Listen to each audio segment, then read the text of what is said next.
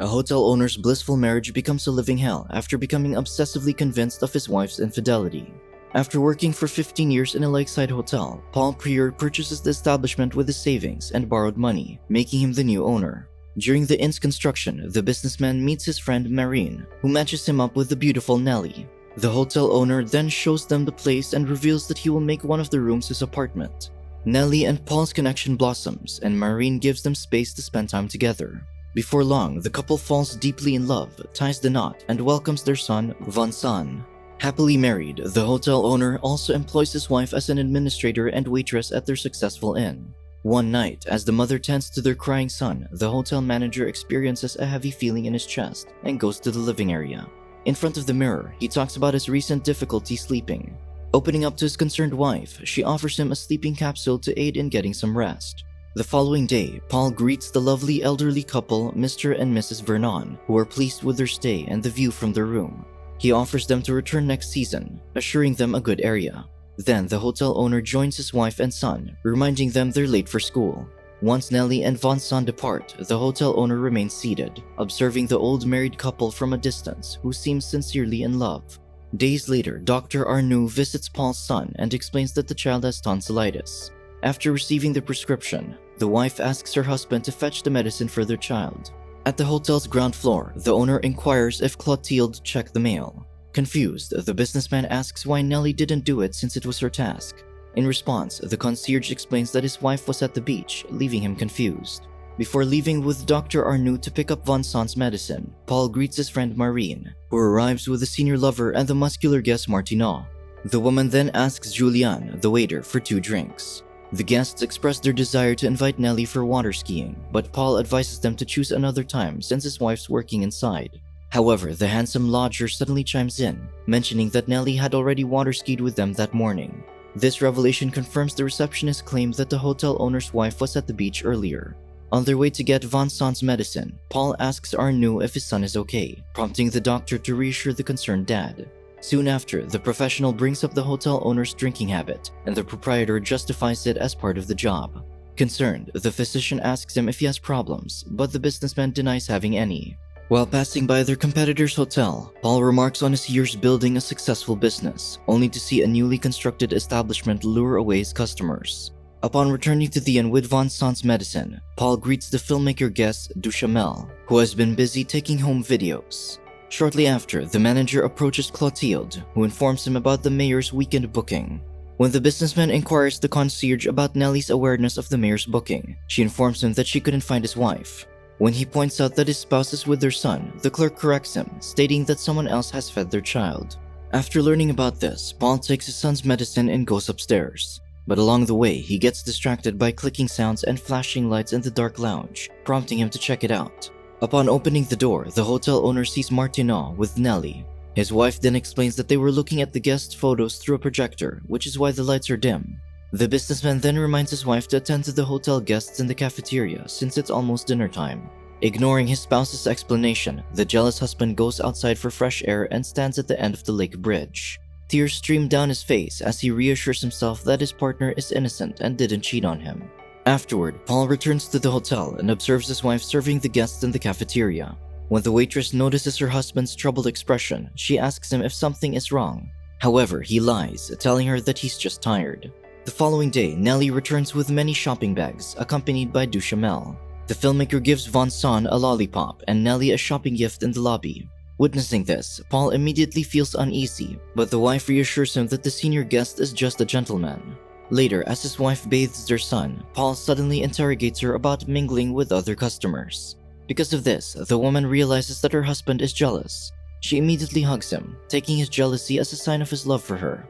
However, while Nelly takes a bath, the doubtful hotel owner secretly searches through her bag and opens one of the gifts, finding a luxury bag inside. Later, his wife reveals that she bought it for 1,500 francs. After showering, Nelly reads her brother's letter and prepares to visit her ill mother. When she reminds Paul that she had informed him about her plan earlier, he doesn't seem to remember, leading her to suggest that he's not feeling well.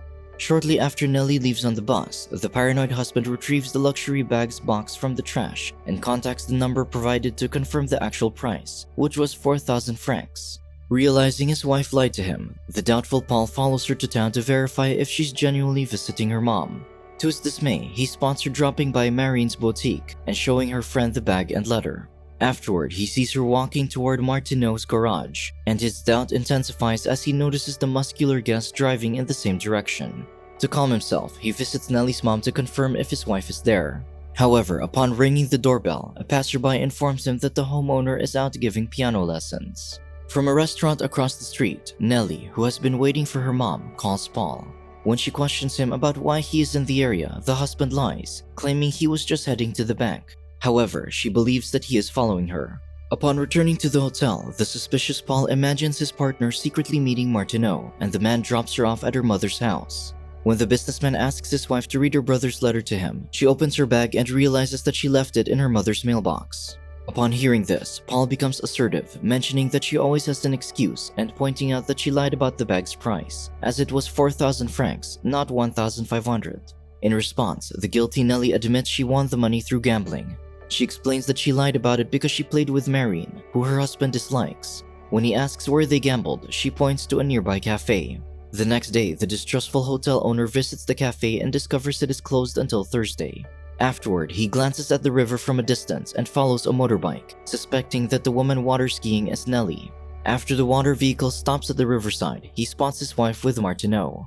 In an attempt to hide, he lies down in the grass, but the overwhelming emotions and stress eventually cause him to pass out. Late at night, Paul returns to the hotel where Nelly has been waiting for him. Entering the apartment with a troubled look and stained clothing, he doesn't respond to his concerned wife and proceeds to close the door as she follows him. As the manager sits on the bed, his wife informs him that she has been looking for him all over town.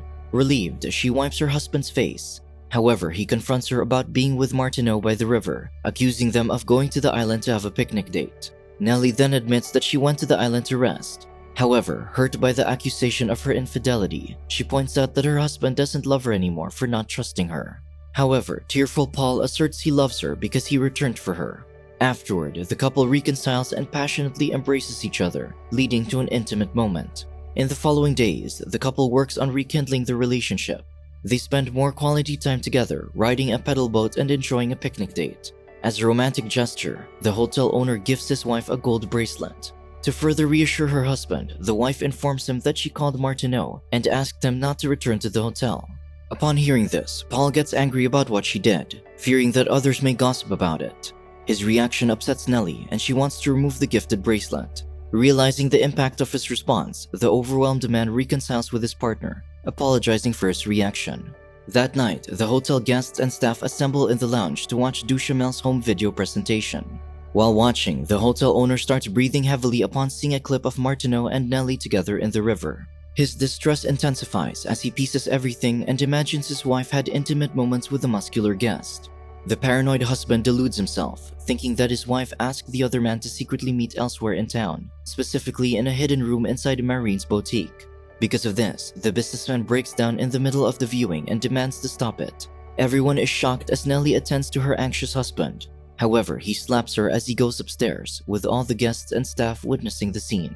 Shortly after, the wife confronts her husband about his embarrassing behavior. He then explains that his actions stemmed from jealousy and admits that it's consuming him. Later, while in bed, Paul suddenly opens the window, expressing how much he feels like jumping out. A concerned Nelly rushes to embrace him, asking him to hurt her instead of thinking about something dangerous like that. She then brings him back to bed and hugs him tightly to help him relax. In the middle of the night, the hotel owner asks his sleeping wife if she has seen Martineau again, but Nelly insists that she already told the man never to come back. Despite his wife's explanation, the hotel owner remains unconvinced, believing they're still secretly meeting in town. In response, the wife tells him she won't go out anymore to prove her loyalty. The following night, the distrustful Paul brings up his wife's trip to the island with Martineau again.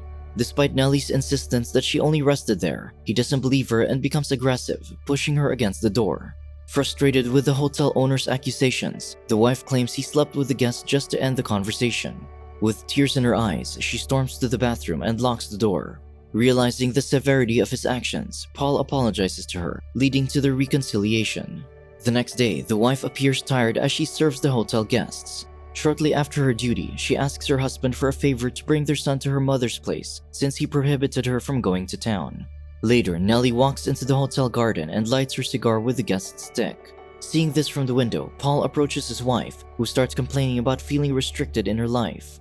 In frustration, the tearful woman threatens her husband that she'll fulfill his accusation and cheat on him. She returns to the hotel, leaving him confused and unsure of what to do. Days later, a power outage occurred in the hotel due to the storm.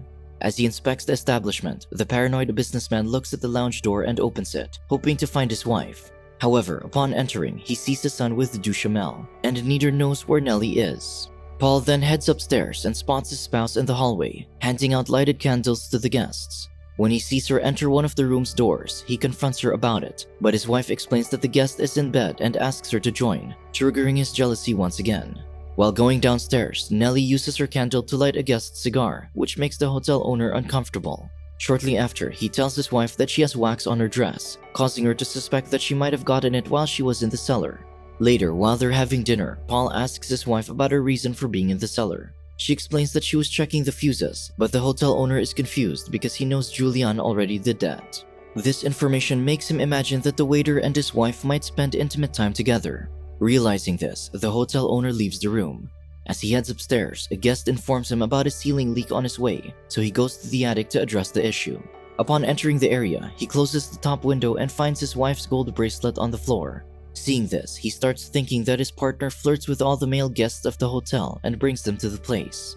That night, Paul interrogates Nelly about being in the attic, and she confirms that she went there alone to get a flashlight. When he asks her about the bracelet, she claims she lost it days ago. However, upon hearing this, the hotel owner starts calling her a liar, stating that he found it on the attic floor. As the man searches for the jewelry, he suddenly can't find it, prompting his wife to call him deranged. Shortly after, the fed-up wife admits she lies because she's tired of his constant questioning. When Paul asks if his wife hates him, Nelly says she would leave him if she had the means. Upon hearing this, the man refuses to believe that his partner only married him for his wealth. To end their argument, the exhausted woman advises her husband to sleep. In the middle of the night, the hotel owner awakens from a bad dream, only to find his wife missing beside him.